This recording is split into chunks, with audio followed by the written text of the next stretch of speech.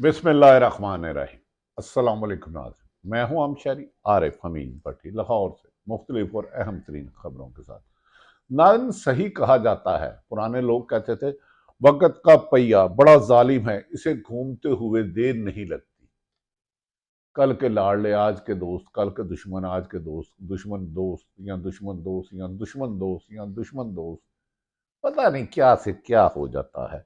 आज नैब के केस में एक बार फिर इन लोगों को अबूरी रिलीफ मिल गया, जिन पर अरबों रुपए मुबैना तौर पर लूटने का इल्जाम था।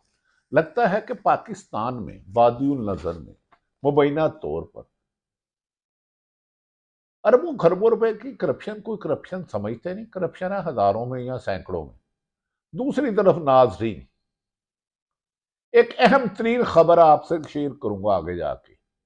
नवाज शरीफ का 4 साल बाद पाकिस्तान वापसी का मुस्लिम लीग नून को कोई फायदा नहीं हुआ, उल्टा नुकसान हो गया। मुबैना तौर पर वोट बैंक में कमी हो गई। आज मुस्लिम लीग के आला तरीन इजलास में फैसला किया गया कि तमाम इलाकों में सर्वे कराया जाए। हर सर्वे में तरीके इंसाफ लेंथों से आगे है। इन हालात में इलेक्शन में जीतना तो नामुमकिन है, 50 सीटें भी लेना मुश्किल हो जाएगी। नवाज शरीफ की सदारत में होने वाले इजलास में लाहौर पर भी गौर किया गया, बाद में ब्रीफिंग दी गई। लेकिन इनसाइडर मुस्लिम लीग नून के बताते हैं कि उन्होंने कहा कि हम समझ रहे थे कि अगर नवाज शरीफ वापस आएंगे तो लोगों की हमदर्दी हो जाएगी, लेकिन नवाज शरीफ का वापसी को उल्टी अवाम ने शिकवा किया, कि गुस्सा का इजहार किया। ये कैसे लीडर हैं, जब भी बुरा वक्त आता है ना सिर्फ अपने लीडरों को, अपने साथियों को, बल्कि कौम को छोड़कर चले जाता है। और उसके बाद इनकी आमद के बाद तरीके इंसाफ से लोगों की हमदर्दी और मोहब्बत का रिश्ता और गहरा हो गया है। और अब मुमकिन है कि इसीलिए नवाज शरीफ की जेर सदारत मुस्लिम लीग नून का इजलास हुआ और उसमें कहा तमाम इलाकों में सर्वे कराया जाए, इंतहाबी मुहिम चलाई जाए। हम तो इलेक्शन से ही आउट होते जा रहे हैं। लिहाजा जिस शख्स पर मीडिया पर बाइकाट किया गया, जिस पूरी जमात को बारे में प्रोपोगंडे किया गया कि इस इलेक्शन में नहीं आने देना, इमरान खान को सजा हो जाएगी, कभी तोशाखाना, कभी साइफर, कभी 180 मुकदमात, कभी पूरी की पूरी क्यादत के खिलाफ क्रैकडाउन और लगड़ बगड़ की ड्यूटियां के बावजूद भी, मीडिया पर कंपेन चलाने के बावजूद भी इमरान खान की मकबूलियत में इजाफा और इमरान खान की नवाज शरीफ की मकबूलियत में कमी पर बड़े बड़े ने सर जोड़ लिया। उन्होंने कहा कि ये तो इमरान खान नवाज शरीफ को लाना भी काम नहीं आया, क्योंकि लोग समझते हैं 16 माह जो शहबाज शरीफ ने हुकूमत की है उसकी तमाम तर जिम्मेदारी और फैसले नवाज शरीफ ने किए थे। और आज इजलास में घर का बेती लंका डाए टल गया। खैर नाज़रीन, आ जाते हैं, आजकल हर चीज ही जमानत अदालतों से ही निकलती है और अदालतों पर ही जाती है। आज नैब केसेस में एक बार फिर इन लोगों को बुरी रिलीफ मिल गया, जिन पर अरबों रुपए मुबैना करप्शन के केस थे। नैब के ये केस, पिछले केस सच्चे हैं या झूठे हैं, इनका फैसला तो किसी अदालत ही ने करना है। हमारे पास तो अदालतों के फैसले करने का अख्तियार नहीं है। लेकिन इन केसों की तफ्तीश पर अदालती कार्रवाई के दौरान अब तक करोड़ों रुपए से भी ज्यादा खर्चे आ चुके हैं। और यही नैब मोहतरम नवाज शरीफ और दीगर लोगों को मुजरिम मुल्ज़म बना चुकी है और साबित कर चुकी है कि इन्होंने मुबैना तौर पर करप्शन की है। नैब के रेफरेंस पर कार्रवाई के लिए जो अदालतें कायम है, जितने भी प्रोसिक्यूटर हैं, सबको कौमी खजाने से तनख्वाह अदा की जाती है, टीए डीए दिया जाता है, जजों की मूवमेंट पर पैसे लगता है, मुल्ज़मों को लाने ले जाने पर पैसे लगता है और करोड़ों रुपए फीस होती है। आज सुप्रीम कोर्ट में होने वाली समाअत के दौरान अदालत के 5 रुकनी बेंच ने नैब कानून में तरमीम के खिलाफ फैसले की अपील पर समाअत की। ये अहम तरीन फैसला था, लेकिन इसके बावजूद नजर में नतज कुछ नजर आ रहे हैं, लेकिन खत्मी फैसला अदालत करेगी। ये वो फैसला है जिसके मुताबिक चीफ जस्टिस उमर अता बंदयाल की सरबराही में 3 रुकनी बेंच ने नैब कवानीन में होने वाली तरमीम को कलंदम करार दे दिया था, गैर आईनी करार दे दिया था, गैर कानूनी करार दे दिया था। और 3 रुकनी बेंच का वादिया आर्डर है और उन्होंने एक बड़ी लंबी चौड़ी तहरीरी हुक्म जारी किया था। नैब कवानीन जिनमें तरामीम को कलंदम करार दिया गया था, इनके मुताबिक 50 करोड़ से कम करप्शन को नैब कानून से निकाल दिया गया था, यानी कि 49 करोड़ 99,99,999 रुपए की करप्शन जायज होगी, नैब नहीं पकड़ेगा या उसके शान शान नहीं।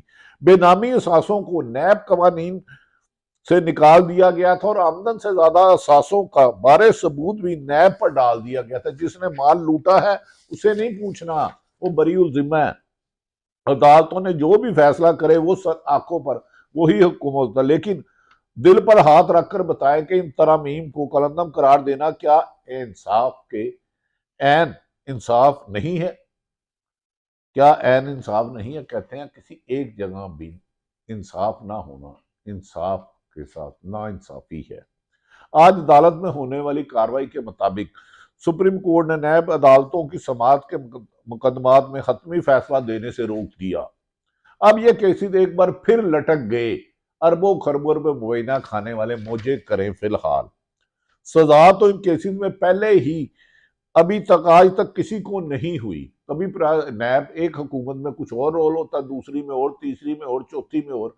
नैब कानून वही रहता है लेकिन मुलजम बदलते रहते हैं, और किसी को क्लीन चिट मिलती है और किसी को मुलजम से मुजरम बनाने के लिए नैब जोर लगाता है और किसी को मुजरम से बेगुनाह करने के लिए जोर लगाता है। सिर्फ नवाज शरीफ की हद तक सजा हुई, लेकिन यहाँ पर तो अदालतों से मिलने वाली सजाएं निगरान हुकूमत ही खत्म कर देती है। लिहाजा अरबों रुपए की सजाएं तो मैटर नहीं करती, लेकिन होनी ताकतवर को चाहिए। दूसरी जानिब साइफर केस में आज इमरान खान के खिलाफ जगह में ट्रायल का दिन था। ये वो साइफर केस है जिसे आईनी माहरीन के मुताबिक बनता ही नहीं।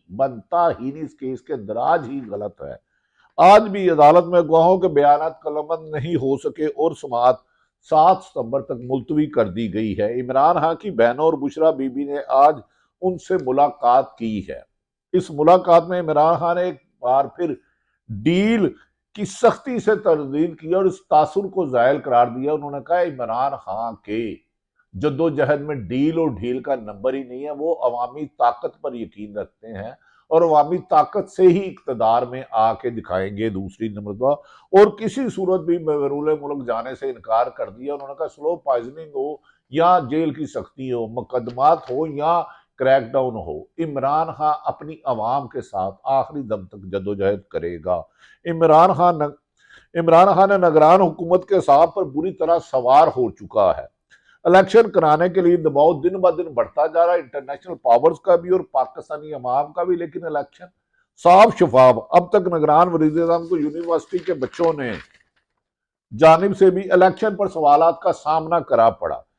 इसलिए कोशिश की जा रही है कि इलेक्शन से पहले पहले किसी भी डील के तहत इमरान खान से जान छुड़ाई जाए या उसे इलेक्शन से आउट किया जाए, जिसे अवाम ने अब तक तो नाकाम बनाया है। लेकिन इलेक्शन का मैदान सजा और बैलेट पेपर पर बल्ले का निशान हुआ तो पाकिस्तान की तारीख बदल कर रह जाएगी और तमाम साजिशी अनासर, तमाम पीडीएम की जमातें नाकाम होंगी। नाज़रीन, वज़ीर आज़म निगरान वज़ीर आज़म नहायत काबिल एहतराम है और उनसे गुफ्तगू अदब के दरार में करनी चाहिए।